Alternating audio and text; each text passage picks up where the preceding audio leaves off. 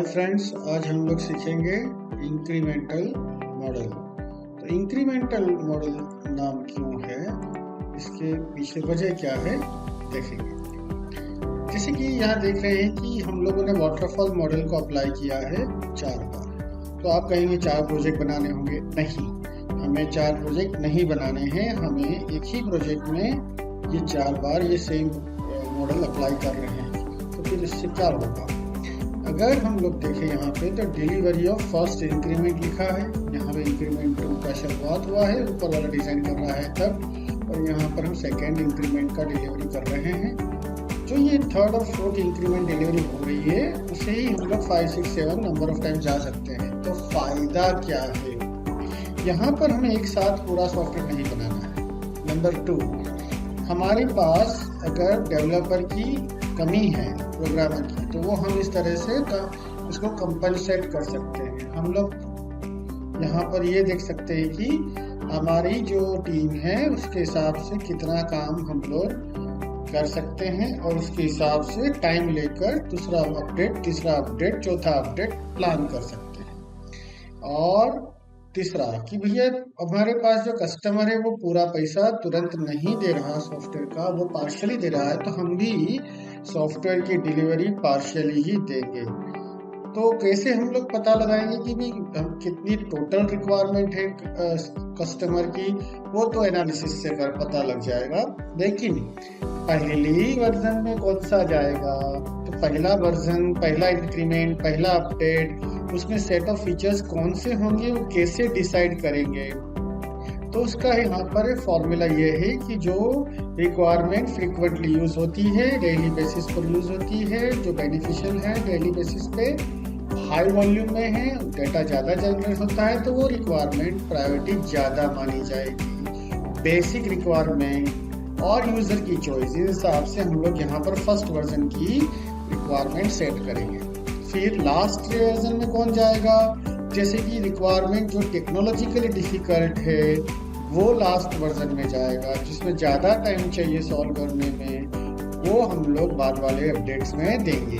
तो इस तरह से हमारी और यूज़र दोनों की जो कंपेटिबिलिटी जो भी कुछ है डिस्कशन में, उस पर से हम लोग यहाँ पर वर्जन प्लान करेंगे। हम लोग 2 वर्जन, 3 वर्जन, 4 वर्जन, 5 वर्जन, इस तरह से अपडेट्स प्लान कर सकते हैं। और इसीलिए इसे बोलते हैं इंक्रीमेंटल मॉडल। तो कभी कभी यहाँ 5 फीचर्स हम लोग डेवलप करके दे रहे हैं, बाद में 8 दे रहे हैं, 7 दे रहे हैं, टोटल 20 हो रहा है। इस तरह से 3 की जगह 4 वर्जन भी हम लोग कर सकते हैं। अगर एग्जांपल देखिए, किसी ट्रैवल एजेंसी के अंदर अगर टिकट बुकिंग का काम है, वो डेली बेसिस पे होता है, ज़्यादा वॉल्यूम जनरेट होता है और वो इम्पोर्टेंट भी है, तो वो पहले करेंगे। तो टिकट बुकिंग पहले होगा और सीट, वैकेंट सीट का रिपोर्ट, प्रॉफिट पर टूर, ये बाद में होगा, क्योंकि रिपोर्ट तो डेटा जनरेट होगा तभी बनेगा ना। तो पहले सीक्वेंस में बुकिंग होगा तभी तो रिपोर्ट बनेगा। तो इस तरह से हम लोग ये काम कर सकते हैं कि पहले कौन सा डेटा, कौन सा रिक्वायरमेंट जनरेट करेंगे, इम्प्लीमेंट करेंगे, और बाद में कौन सा इम्प्लीमेंट करेंगे। इस इंक्रीमेंट मॉडल को कब यूज करना है, जब प्रोजेक्ट बड़ा हो, लेंथी हो उसका शेड्यूल, तो हम उसको वर्जन में डिवाइड करेंगे। सॉफ्टवेयर की टीम जो डेवलपर्स है वो ज़्यादा स्किल्ड ना हो, ट्रेंड ना हो, या तो कम हो। और जब कस्टमर की डिमांड कुछ जल्दबाजी वाली है कि हमको तुरंत चाहिए, तो हम लोग डेली बेसिस पर जो काम हो रहा है, फ्रीक्वेंट वर्क हो रहा है, जिसका हाई वॉल्यूम है, वो हम लोग फर्स्ट वर्जन में बनाकर दे देंगे और बाकी का रिक्वायरमेंट आराम से करेंगे। इस तरह से प्रायोरिटी हम लोग डेवलप करके, प्लान करके वर्जन हम कस्टमर को दे सकते हैं। दूसरा, कस्टमर की जो सुपीरियर रिक्वायरमेंट है उसको पहले वर्जन में डालेंगे। एडवांटेजेस क्या हुआ, एरर हम लोग आसानी से इसको पकड़ सकते हैं। टेस्टिंग और डिबगिंग में ज़्यादा इजी रहेगा, क्योंकि छोटे छोटे सॉफ्टवेयर अपडेट को हम लोग दे रहे हैं। फ्लेक्सिबिलिटी बढ़ जाएगी। हम लोग फोर्थ का जो वर्जन है प्लान किया हुआ है उसको 3 में डालेंगे, 3 को 2 में डाल सकते हैं, कुछ भी हम लोग आगे पीछे कर सकते हैं, फ्लेक्सिबल है।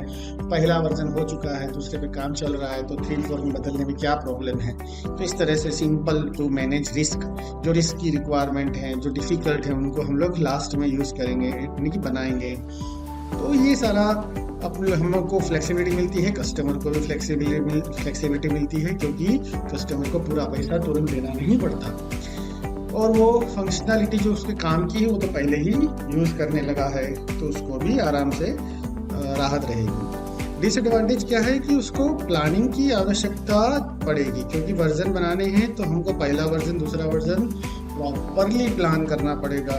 इसके लिए ज़्यादा मैनेजमेंट अटेंशन चाहिए, जिसके लिए कॉस्ट बढ़ जाएगा, और हमारे जो मॉड्यूल है वो वेल डिफाइंड होने चाहिए। जो भी इंटरफेसेस हैं, यूज़र की रिपोर्ट्स, इनपुट के लिए फॉर्म्स, वो सब well defined, well structured, perfect होनी चाहिए। यही था इंक्रीमेंटल मॉडल। Thank you.